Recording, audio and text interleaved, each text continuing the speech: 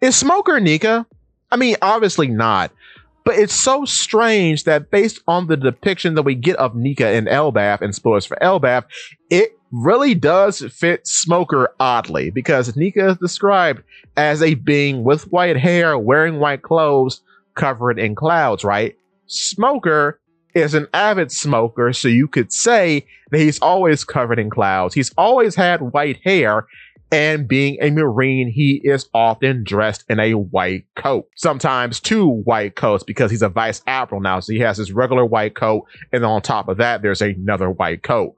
So that's quite interesting. Plus, of course, he's the first Logia in the series and the user of the smoke fruit. So he can literally turn into smoke, generate smoke, and control smoke. So he's always adorned in clouds of white, you could say. Also, what's quite interesting about him is that Nika in most depictions is often shown with a weapon. It's odd that along with being the first Logia in the series, he's the first Logia in the series to have a weapon. And unlike other Logias that would follow him throughout the series, his weapon cannot transform into smoke because, oddly too, he is the first introduction of Sea Stone that we have in the series with his Sea Stone tipped Jute. So it's quite funny that his weapon, in being tipped with Sea Stone, cannot transform along with him, which poses problems, I would think, for him in combat. You see this during the Virgo fight, in which he has to have his hand fully formed when holding his weapon, which seems like it impedes his movement a bit. But talking about his movement, it's quite odd that he fights like Luffy, because smoke in the way that he fights is a very unconfrontational element, so he has to keep his limbs solid. Otherwise, the most he can do is just entrap those he's chasing in smoke, like a prison.